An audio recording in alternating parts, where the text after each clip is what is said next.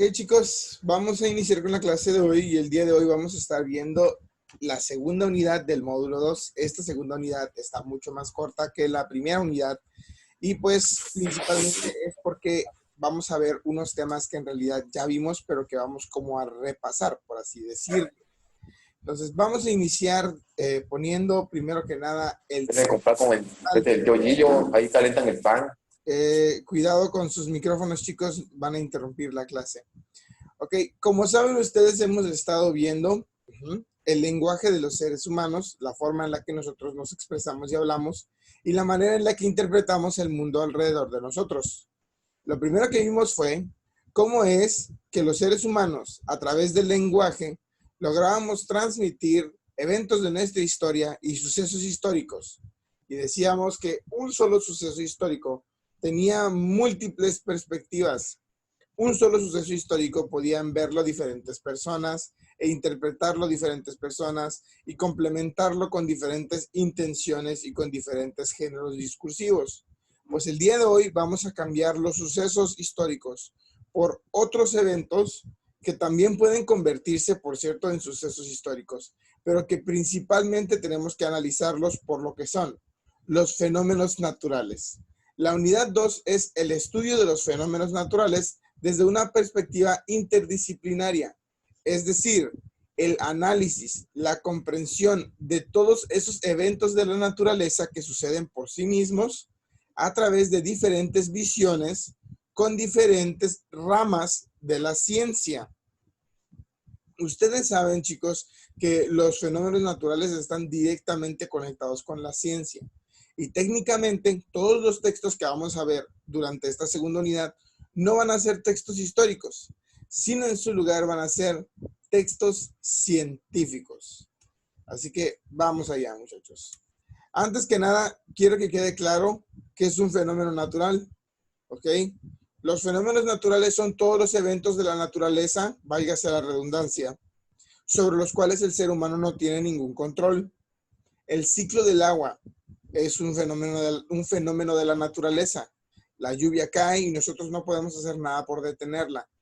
Los terremotos, los maremotos, los tornados, los huracanes, todas esas cosas son partes de la naturaleza, pero también lo son los eventos naturales como la evolución, ¿ok?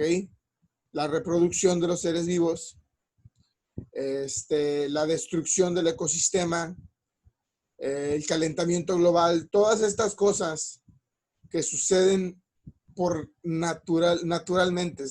naturalmente, pues, o que son consecuencias del constante cambio climático, como la extinción de un ser vivo, etcétera, etcétera.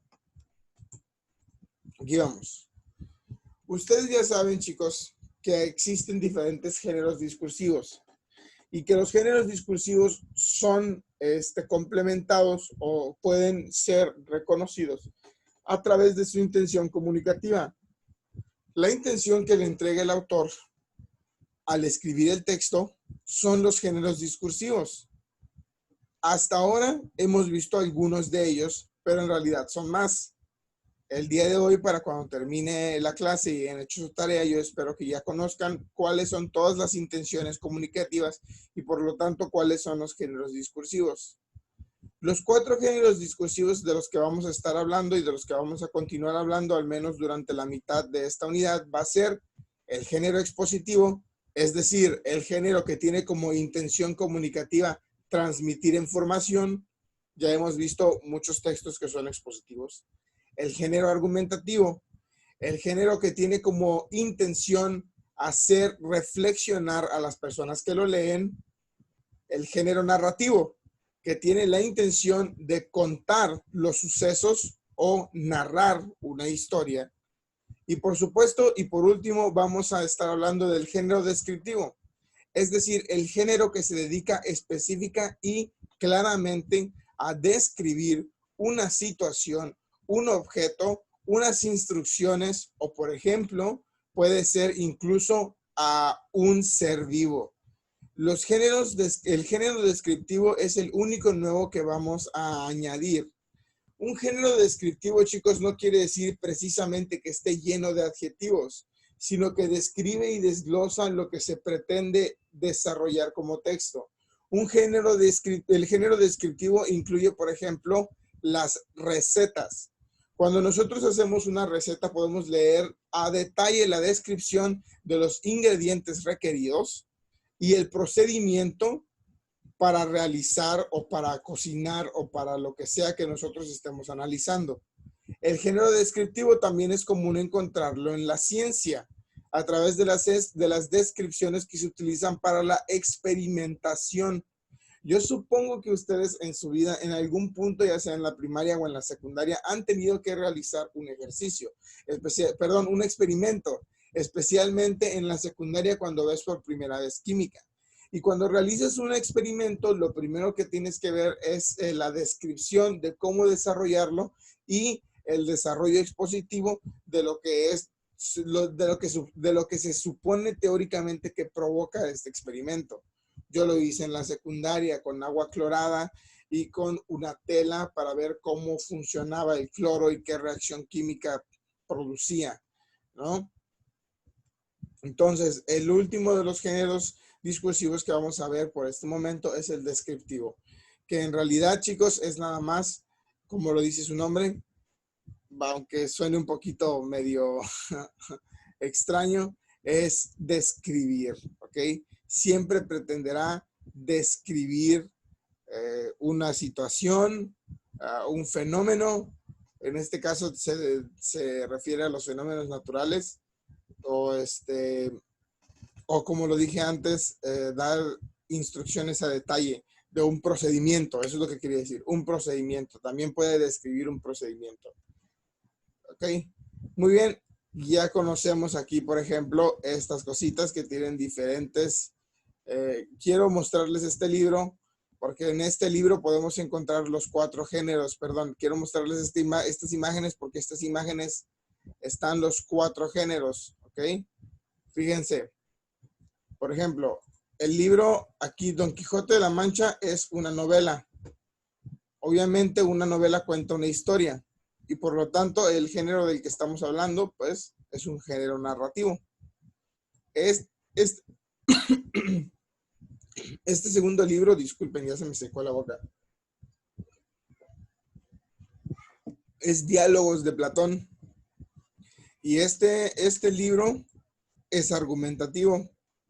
Tiene la finalidad o tiene el objetivo de tratar de convencer a las personas que lo leen, ¿ok?, de la democracia y todas las charlas de las que hablaba Platón en la antigüedad. Aquí tenemos una imagen donde podemos apreciar el género expositivo, porque tiene explicaciones, definiciones e información breve que les ayuda a entender el contenido del tema. Y por último, fíjense nada más en este es un folleto. Este folleto es descriptivo.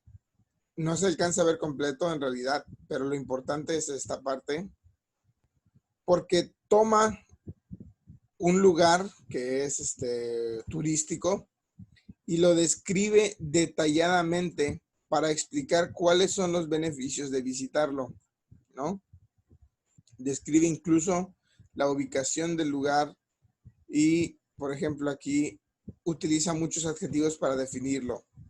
Dice que es una finca familiar tradicional, ¿no? Ahí está describiendo. Creo que es bastante obvio. Ok, vamos a continuar. Ahora, chicos, tenemos que entender ahora sobre la composición de un texto. Hay varias maneras de comprender la composición del texto.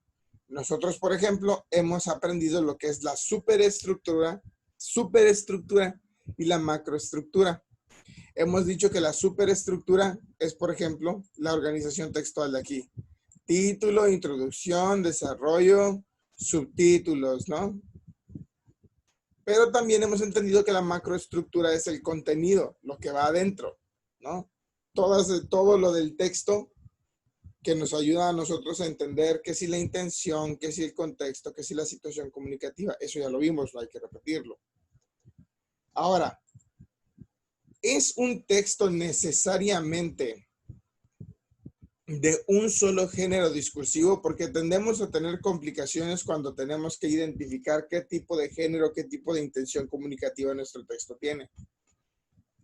Es incorrecto decir que un solo texto puede tener más de un género, que un texto puede ser tanto descriptivo como expositivo, que puede ser tanto argumentativo como narrativo. Es posible que un texto tenga más de una intención, más de un género. Sí, es posible. De hecho, un texto se enriquece en composición cuando tiene más de un género discursivo, cuando hay varias o más intenciones comunicativas. Pero eso no quiere decir, chicos, que un texto sea contradictorio por tener diferentes géneros, sino al contrario. Los géneros que se encuentran dentro del texto y lo componen no lo invalidan ni lo cancelan. Al contrario, lo complementan y facilitan su comprensión. Entonces, ¿por qué estudiamos los géneros por separado, profe? Para que podamos aprender a identificarlos dentro de los textos cuando realicemos lecturas, ¿ok? Sobre todo. Ahora, cuando nosotros leemos un texto, siempre existe una intención predominante, es decir, una intención que sale a reducir o que se presenta mucho más o con mucha más fuerza que el resto de las otras intenciones comunicativas que se puedan encontrar dentro del texto, ¿no? ¿Qué pasaría, por ejemplo, cuando escuchamos un discurso político y el político se empieza a echar una historia de cuando era niño y de cómo el gobierno, no, en ese entonces la forma en la que vivíamos era muy distinta, todos los días empieza a narrar su historia y al final dice, por eso, por esa vida en la que nosotros estuvimos y tuvimos, ahora es importante que empiecen a votar por nuestro partido porque nosotros, entonces cambia su género, empieza contando, empieza narrando y de repente empieza a argumentar, empieza a tratar de convencer a las personas de que voten por él. Eso es común en los discursos políticos. Entonces ya te quedas así como de, con que esa fue tu intención, por eso empezaste a contar toda la historia. Lo que en realidad querías hacer era convencernos a todos de que votáramos por ti. Sí, siempre podemos leer un texto, o en este caso escucharlo, y definir cuál es la intención por su predominancia. Un texto puede ser expositivo e incluir narración. Un texto puede ser narrativo e incluir descripción. De hecho, la descripción es parte de los géneros narrativos. Pero eso no quiere decir que pierdan su esencia como intención comunicativa, sino al contrario, se complementan, son más fáciles de entender cuando podemos identificarlos. Ahora, vamos a hablar directamente ya, cambiando el tema, porque esto fue como una introducción, de todos los textos que analizan y desenmarañan los fenómenos naturales. Vamos a hablar de los textos científicos. Ya hemos hablado de un tipo de texto científico, los artículos de divulgación científica. Pero los artículos de divulgación científica, a diferencia del resto de los textos científicos que vamos a ver hoy, están diseñados para que puedan ser leídos y comprendidos por cualquier persona que los lee. Los textos de divulgación científica son técnicamente los textos científicos más simples y comprensibles. A pesar de que sí se utilizan para explicar fenómenos naturales y hechos de la naturaleza, no son precisamente, por así decirlo, los más complicados. Y por supuesto no son los únicos que vamos a ver el día de hoy. Primero hablamos de las características de los textos científicos. Los textos científicos siempre buscan estas 4 verdades o 4 realidades de la ciencia, que son técnicamente características de todas las ciencias, especialmente las ciencias naturales, ¿ok? Todas las que tienen que ver, por ejemplo, con la física, la química, las ciencias de la salud, como la medicina, etcétera, etcétera, etcétera, ¿ok? Ahora, analicemos precisamente cuáles son estas 4 características. Primero, los textos científicos siempre son precisos. A diferencia de otros tipos de textos que pueden derivarse por las ramas, los textos científicos siempre tratarán o tendrán la intención de ir directamente o lo más directamente posible al tema del que se debe de hablar. Nunca llevan información sobrada. Siempre tratan de ser tan precisos como es posible. Luego está el hecho de que son objetivos. Un texto científico no puede incluir la opinión de una persona sin un sostén objetivo. Los textos científicos siempre deberán de redactarse con la intención de que las evidencias y todo lo que lo respalde permita que exista objetividad fuera de las opiniones o las intenciones del autor. Es decir, que el autor no tratará de convencer a los demás de que tiene razón si no posee el suficiente material o la suficiente objetividad para evidenciar lo que está tratando de escribir en su texto científico. ¿Ok? Si una persona quiere convencer a los demás o quiere proponer como ciencia que el cielo en realidad no es azul sino verde, tendrá que respaldarlo a través de datos reales e información y evidencias claras, fuentes que no sean propias, ¿no? No es simplemente de que, es porque yo lo creo. No, tienes que explicar por qué a través de evidencias claras. Por supuesto, tienen que ser claros, lo acabo de decir, pero los textos científicos tienen que ser lo más entendibles posible sin importar quién lo lea o cómo lo lean. Por supuesto, chicos, que hay personas que leen ciertos textos científicos de mayor nivel y eso lo vamos a ver ahora, pero tienen que ser claros para las personas a las que van dirigidas. No pueden ser confusos, siempre tienen que ser muy entendibles.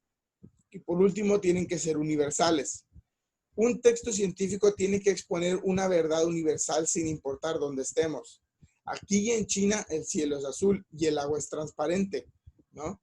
Entonces no podemos nosotros hablar de una cierta ciencia en cierto lugar sin contemplar todos los demás lugares que existen en el mundo.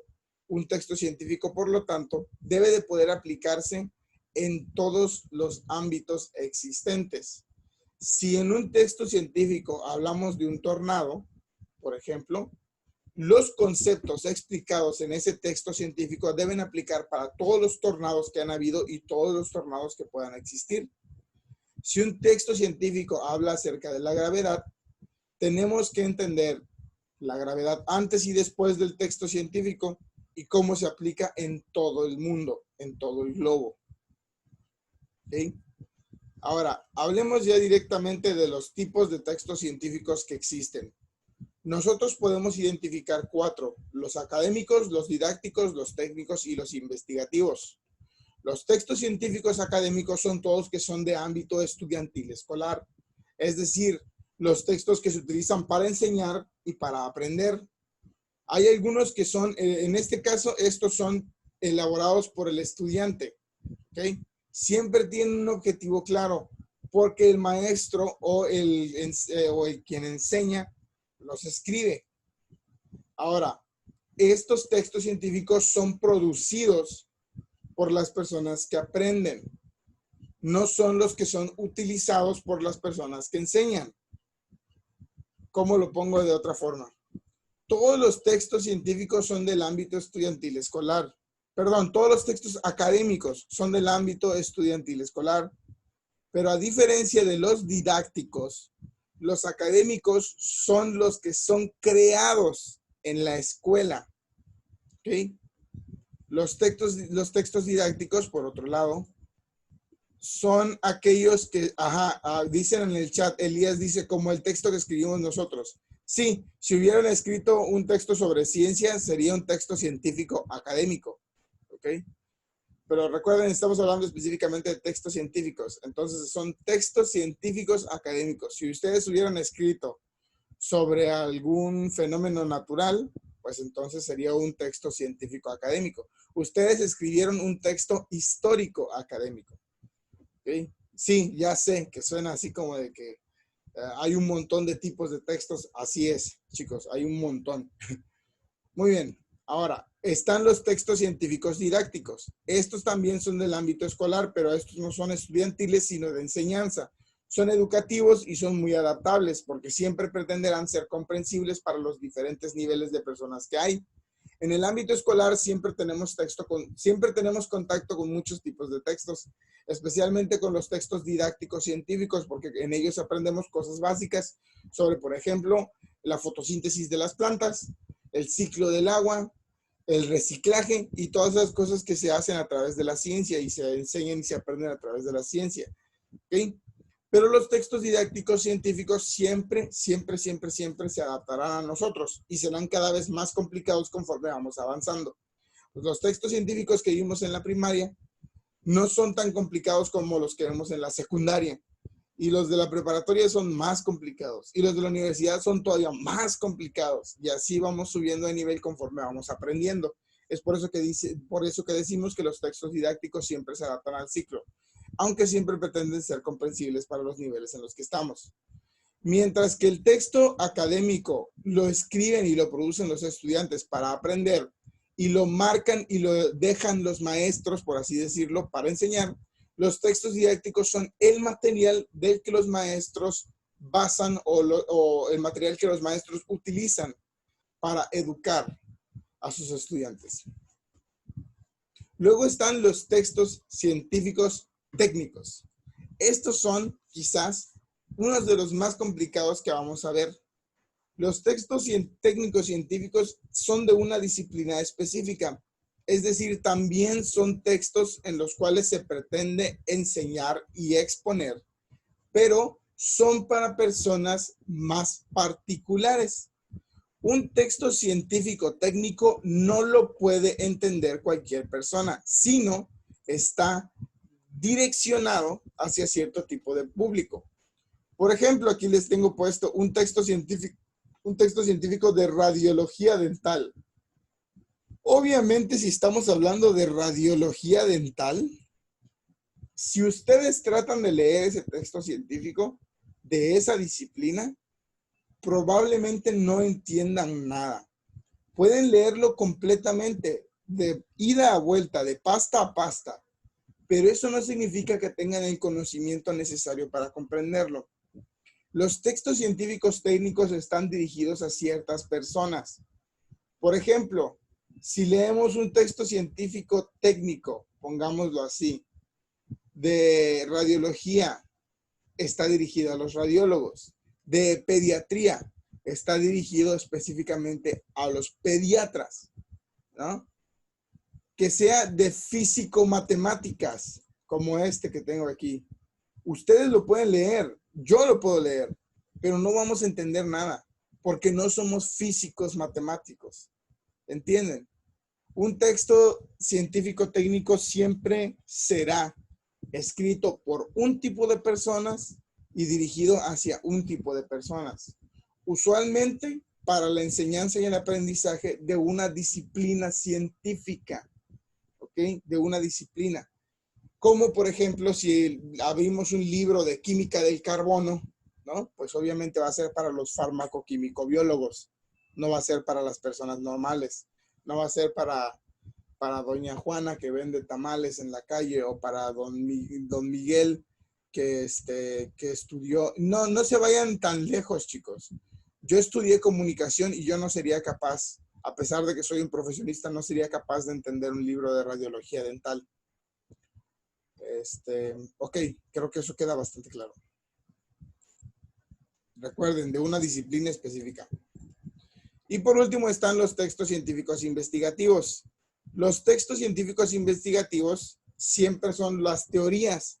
Todos aquellos textos que se crean a través de una investigación para intentar aportar nuevas teorías a la ciencia, nuevas explicaciones a los fenómenos que nosotros tratamos de comprender o no comprendemos del todo aún. Por ejemplo, la teoría de la evolución fue alguna vez un texto investigativo. Una persona empezó a tratar de investigar, dijo, ¿qué fue, cómo es que los seres humanos existimos? ¿De dónde venimos? Y se pone a investigar y cuando descubre algo, lo trae a la mesa y lo presenta como un texto investigativo. Yo investigué esto y esta es la teoría de la que yo creo y pienso que los seres humanos evolucionamos a través de la selección natural. Encuentran un tema nuevo, ¿ok? O tratan de investigar, desenmarañar las verdades del universo y traen sus nuevos textos que son muy rigurosos porque son hechos a través de una investigación y tratan de aportar nuevos conocimientos que se pueden o no integrar a la ciencia. Hay algunos textos investigativos que literalmente no se integran. Hay unos textos que sí. Recuerden, estamos hablando específicamente de ciencia. Entonces, los textos científicos investigativos siempre tratarán de explicar nuevos fenómenos científicos y naturales de los cuales no tenemos total comprensión. Los textos investigativos son, por ejemplo, los que hacen todos los que se han realizado, por ejemplo, del coronavirus, porque la gente está tratando de explicar qué es lo que está sucediendo con la enfermedad. Y día a día salen nuevos conocimientos respecto a esta, respecto a la vacuna, respecto a la evolución, respecto a cómo se contagia, respecto a todo. Por eso hay grandes comunidades de científicos aportando nuevas teorías y nuevos conocimientos al mundo como lo conocemos, a la realidad en la que existimos. Esto se lo voy a dejar de tarea. Por supuesto, y por último, vamos a hablar de otros dos tipos de textos, ya que conocimos los textos científicos, que por obviedad son los textos que hablan de los fenómenos naturales. También hay otros dos tipos de textos que hablan de los fenómenos naturales, chicos, pero estos dos textos ya los conocemos.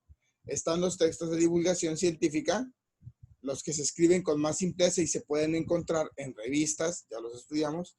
Y por supuesto los textos periodísticos, de los cuales existen muchos géneros y ustedes ya los estudiaron porque se los marqué de tarea el módulo pasado. Estos también pueden hablar de los fenómenos naturales, específicamente porque estos siempre pretenden divulgar información sencilla para el público general que pueda entenderla. En los periódicos todo el tiempo encontramos información sobre, por ejemplo, los huracanes que vienen o que van a venir. Y la leemos en las noticias y pensamos, pues aquí dice que la presión barométrica es de tanto. Y pueda que eso no lo entendamos, pero ya nos lo hicieron saber, ya nos lo informaron. Estos dos tipos de textos específicos siempre tendrán la intención de comunicar información básica y sencilla de entender sobre los fenómenos naturales como nosotros los conocemos. ¿Ok?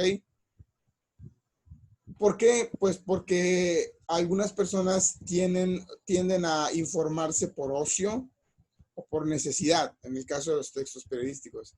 En el caso de los de divulgación científica, usualmente uno los busca. A mí me gustan mucho las revistas de investigación científica, de divulgación científica. Y siempre me encuentro con datos e información nueva y curiosidades acerca del mundo.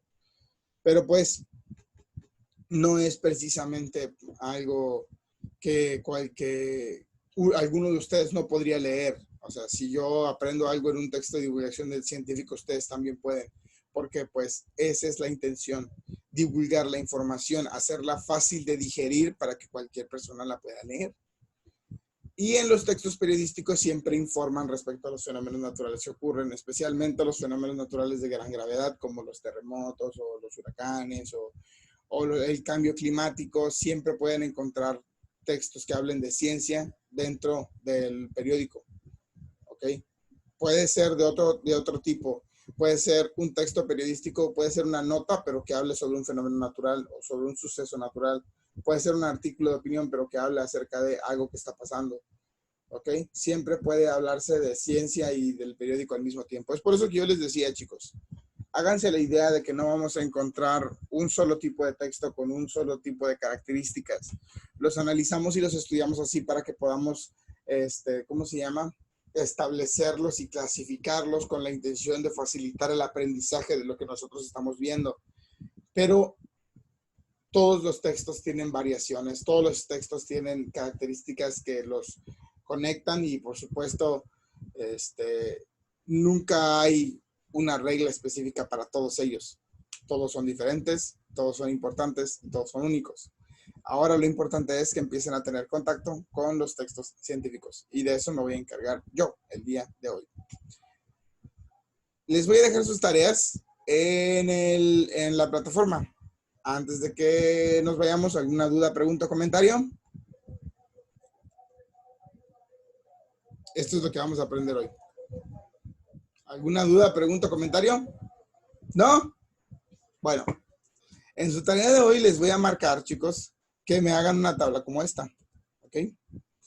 Una tabla de las funciones del lenguaje. Me van a investigar cuáles son todas las funciones del lenguaje. En total hay 6 funciones del lenguaje. Aquí están.